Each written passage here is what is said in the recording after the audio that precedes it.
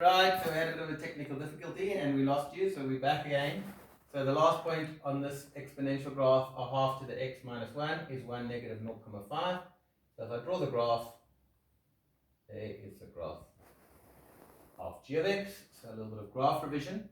Now they want the average gradient between x is equal to negative 1 and x is equal to 1. Well, I've got the y coordinates already, so your average gradient is simply going to be the gradient of the straight line joining those 2 points. So it's going to be change of y, the change of x, and we can see that it should end up with a negative answer. If I go change of y, it's going to be 1 minus, be careful of your signs, minus 0,5 over minus 1 minus 1, which is 1,5 over minus 2, and 1,5 over minus 2 is the same thing if I times the top and the bottom by 2 as negative 3 over 4, I think. Alright. Okay, so there's your gradient. Okay, right. Then try this one on your own. Now it doesn't matter that you don't know what this curve looks like. We'll show you what the curve looks like just now. Okay, just remember you've got two x values. It says find the average gradient on h, some curve h, in the interval 0 to. So your starting x value is 0. Your ending x value is 2. Okay, that's interval notation. So I should maybe say in the interval x is an element of 0 to, if h of x is negative x cubed plus 2x plus 1. Right, we want you to find the average gradient. What do you have to remember? You're going to have to find the y value that goes with 0, the y value that goes with 2, and then simply use your straight line gradient formula. Right, press pause and give it a go. Right, so if we do this, we're going to get, let's use the squat technique. Okay, it's here. Can you see it, Brogan? Okay, so you're going to have h of 0 is simply going to replace every x with 0, we get 1. So we've got the point 0, 1.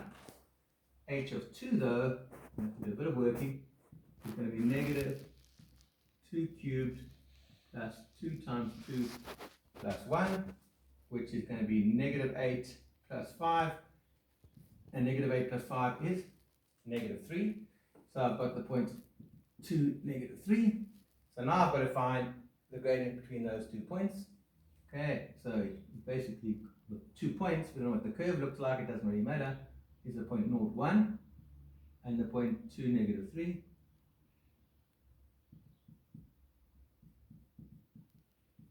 And so I've got to find the gradient of that straight line.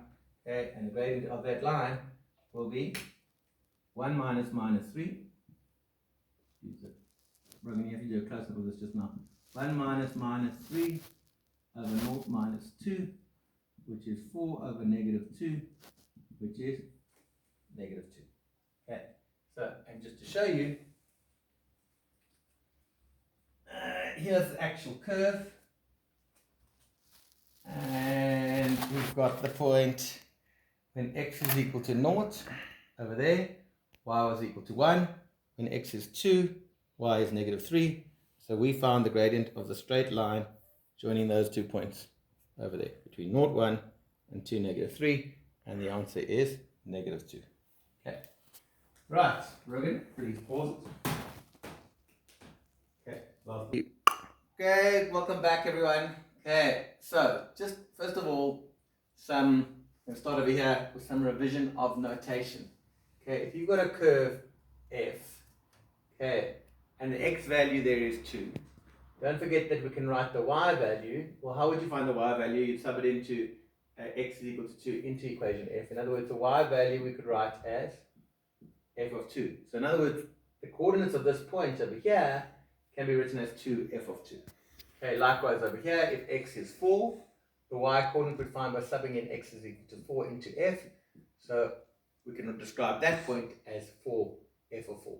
If I now said to you find the average gradient, okay, between x is equal to 2 and x is equal to 4 on f, okay, what would we say? We'd say, well, the average gradient is it's a gradient of the straight line joining those 2 points. So it's delta y over delta x, which would be equal to the 1 y coordinate. Let's start with that point over there, which would be f of 4 minus the other y coordinate, which would be f of 2 over 4 minus 2. Okay? In other words, it would be equal to f of 4 minus f of 2 over 2. And don't forget that 2 over there, this 2 here, is your change of x. So that over there, in this case, your delta x, okay, is going to be equal to 2. That's that 2 over there. The bottom number is how much you've moved across between the 2 points. Okay, right, so get that down. Right, now you need to get comfortable with this notation. In other words, we're going to look at a general way of expressing an average gradient between 2 points on a curve. Okay, so first of all, if this is the curve, let's call it, we'll call it f again. Right, this is the curve f, right? If this point is x, well, if this point was 2, what was the y value? It was f of 2. So if we call this just some point x, then the y value is going to be f of x, right? Then we're going to move across by a certain amount, okay, which is called delta. So that's your change of x, but the notation we're going to use for how much you've moved across is going to be h. Okay, so this is going to be, so this notation h says over here, h is the horizontal distance between 2 points on the curve. Okay, in other words, h is equal to your delta x. Okay, but we're going to generally stick to the notation h and not delta x. So let's think about it. If I was an x and I move h across, okay, then what's the new x coordinate going to be? Okay, well, if this was 3 and I moved h was 4, it would be 3 plus 4, which would be, we had 3 over here, and that would be 3 plus 4, which is 7. But in this case, the new x coordinate, if I'm at x, I move h across, the new x coordinate is going to be x plus h, right? Then so the x coordinate here is x plus h, so what will the y coordinate be? Well, it will be f of that x coordinate, in other words, f of x plus h. So this point is x, f of x. I moved h across, so this point will be x plus h, that will be f of x plus h. Okay, h could be to the left, but then h would be a negative, and then that would be x minus. But we can define it always like that. Okay. Right, so now a general formula for average gradient. So try now, use this notation, pause the video, and by using that point, okay, and then a symbol h for how much you've moved across, try to find a general formula for average gradient. Right, give it a go. Right, so if we come back here, average gradient is a change of y over change of x.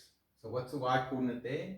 It's f of x plus h minus, what's the y coordinate there? F of x. For those who prefer this notation, you're doing something like calling that x1 y1 and calling that x2 y2. So your gradient would be y1 minus y2 over x1 minus x2. That's the general logic that you're using. Okay, so in this case, it's f of x plus h minus f of x. What's your change of x? Well, this x2 minus x1 would be, or x1 minus x2 would be, that x coordinate over here is x plus h. And you've got a minus that coordinate over there, which is x. That's that x over there. If we simplify that, remember you can't add those together. Okay, so that's just a notation. So we're going to end up with your average gradient is equal to f of x plus h minus f of x. And what happens here? The x and x's cancel, so you're left with h. So just like over here, your average gradient was, we could express as f of 4, the y coordinate, minus f of 2 over, this was your delta x, in other words your h was 2. Okay, in general, an average gradient between 2 points on a curve, on curve f, so this is the average gradient on curve f, with a starting point x, and you've moved h across, that'll be your average gradient between those 2 points on the curve. Okay, you need to know that formula, but you'll see there is a kind of place where it's hidden in the formula sheet. So, get that all done, and then we're going to try example shock. So, interpret g of 3 plus h minus g of 3 over h graphically. In other words, on a graph, what does that mean? Give it a go. So, well, think about it. What have you got here? It's a formula for gradient, right? So this thing over here is change of y, and that thing over there is change of x. So it means we've got some curve g, doesn't matter what it looks like, okay? It means we're starting with a point 3.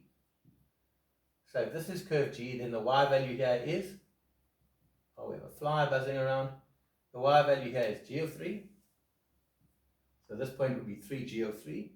Then I go move h across. So your change of x is h. Okay. So then what's this point over here? This point over here, if I move h across, 3 plus h, the x value will be 3 plus h. Okay. And the y value will be